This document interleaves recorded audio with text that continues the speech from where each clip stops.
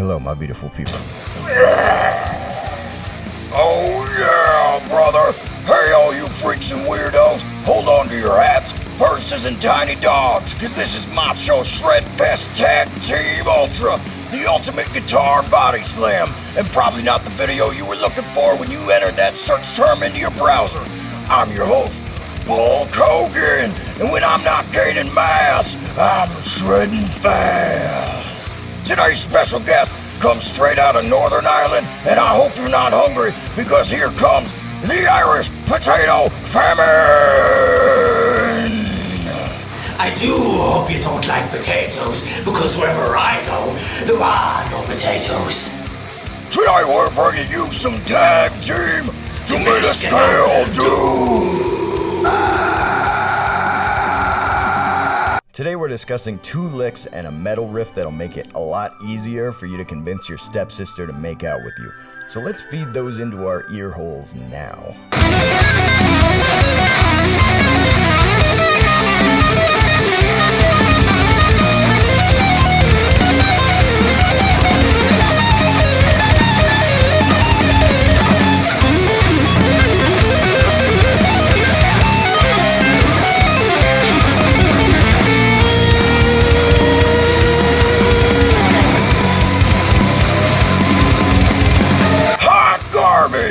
Let's take a short commercial break, and when we return, our announcer Joey Two Fingers is gonna give you a music education. Choke slam! Have you ever found yourself in this situation before? With access to clean drinking water, but zero idea how to get it in your mouth? That's why we invented glasses and cups. With glasses and cups, you can put the water in a thing and then use the thing to get it inside of you. Next time, try glasses and cups. Whoa. Thanks, glasses and cups. Hey, what's up? I'm Joey Two Fingers. Well, my real name is Joey Bathrobe, but they call me Joey Two Fingers because these is the only 2 fingers I use. We're going to start off our compositional bonanza with this tasty little lick right here that's another variation on the lick from Morgan's metric displacement and artificial groupings video that got an okay but not great amount of views. Watch that video by clicking here. Now, if we want to write a rhythm guitar part to accompany this lick, the first thing that we got to figure out is what's happening in the lick itself.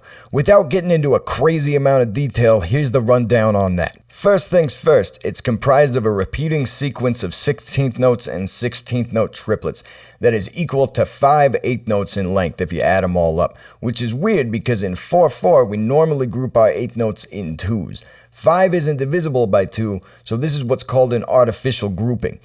In utilizing a repeating artificial group in a loop, one thing that we know for sure is that we're going to have a bunch of notes whose rhythmic placement within the measure is going to be bouncing around like a gumball in a gumball machine inside another machine that's a machine for gumball machines. A gumball machine. So maybe let's make it a modal jam. Concerning the question of where to start our modal jam, the E flat, E, F sharp, C, and C sharp are all either chord tones or acceptable extensions to an A7 chord. Respectively, they're the flat 5, the major 6, the sharp 9, and the major 3. So while it might not be stylistically appropriate to just blues up an A7 chord here, we know that the root will work as a starting place. Second things first, or maybe second, second things second, but that's redundant. But then so would first things first, that would also, whatever. Morgan started writing this lick in the A blues scale with an added major 3rd and major 6, and then he shifted the pattern up a minor 3rd, utilizing a smooth 32nd note substitution for the previous group of 16th note triplets. Wonder where he learned that trick from. And boom, still technically in the same scale. Then boom, shifts it up another minor 3rd, and now we're still technically kind of in that scale, only now we have a B flat that's going by really quickly, whatever. No one cares about the B flat. Boom, shifts it up another minor 3rd, and now we're back entirely within the bounds of that altered pentatonic idea. Except for the B flat that we played multiple times over the next 2 bars. But it's fine. Nobody cares about the B flat, so it's still correct to say. So this works as a pentatonic blues lick.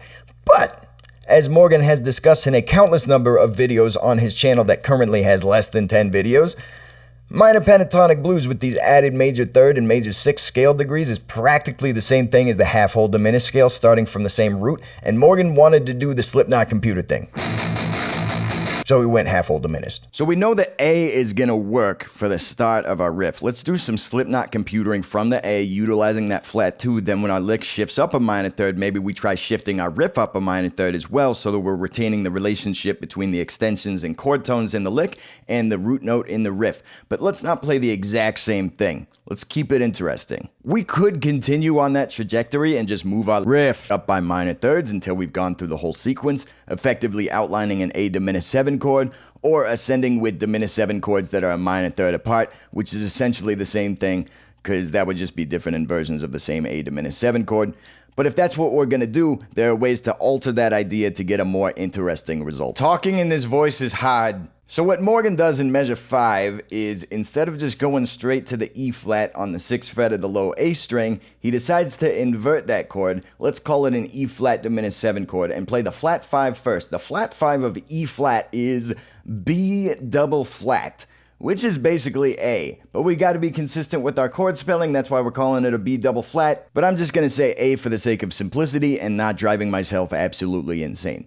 Then, while we're at it, let's beef it up with the power chord. Does that ruin our diminished 7 thing because we have some non-chord tones on the E string now? Not really. The timbral and harmonic weight of the notes is important. The E is just there to boost the A, and the B flat is there to boost the E flat. Also, between the bass guitar and the 2 rhythm guitars, there are 5 chord tones being played for every 2 simultaneously occurring non-chord tones because of the octaves on the 2 A strings and the bass mirroring those notes an octave down. Then for our next shift, Morgan doesn't really have to do much to keep it interesting because we have a measure of 5-4, which is a sort of built-in variation. So he just shifts up another minor third and plays almost the same rhythm, but with a variation at the end to make it fit the bar of 5-4.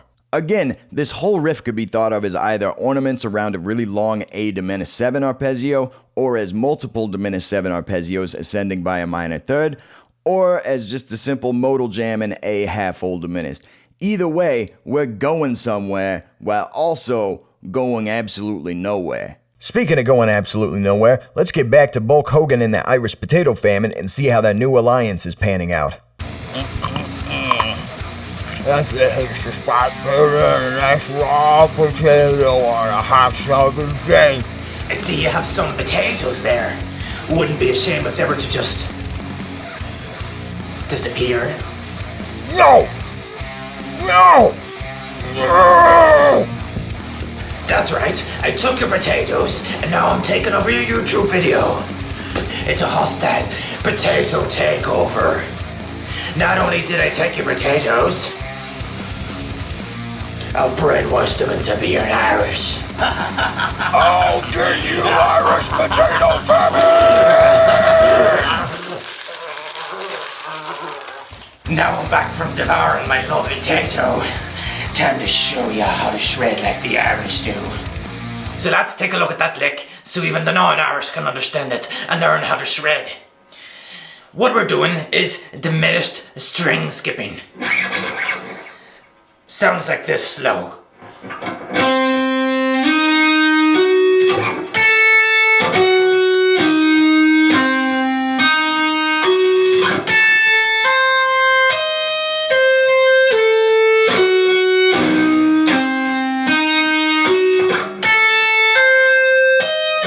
Then we're gonna go between the G and the E string this time.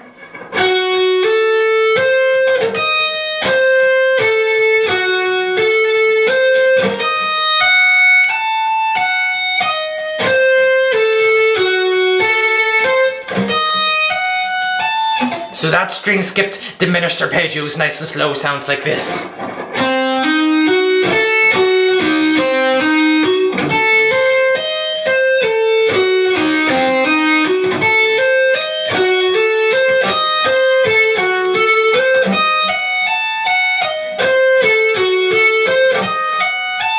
Now what we're going to do is some tapping. 17, pull up to 14, pull up to 11, do the same thing on the G. Watch out for the rhythm on this, it's pretty tasty.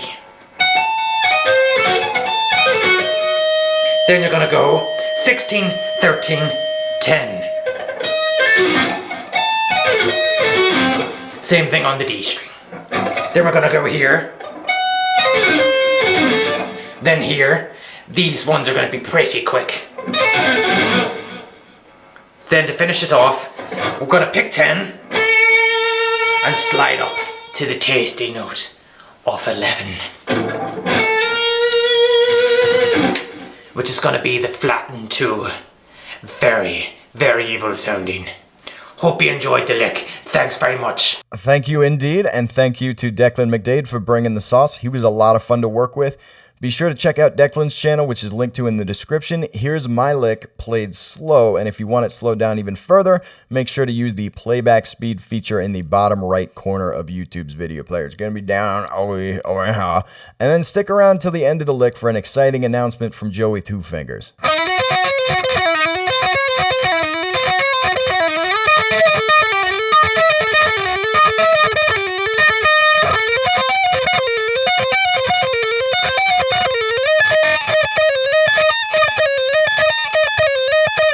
What's up, everybody? It's Joey Two Fingers, and I'm back to tell you about an amazing deal. If you click that button down below, you're going to get a free F-16 fighter jet delivered to your mailbox. Now, think about that for a second, and then make the right decision for your family. That's a extra spot butter and a nice raw potato on a hot summer's day.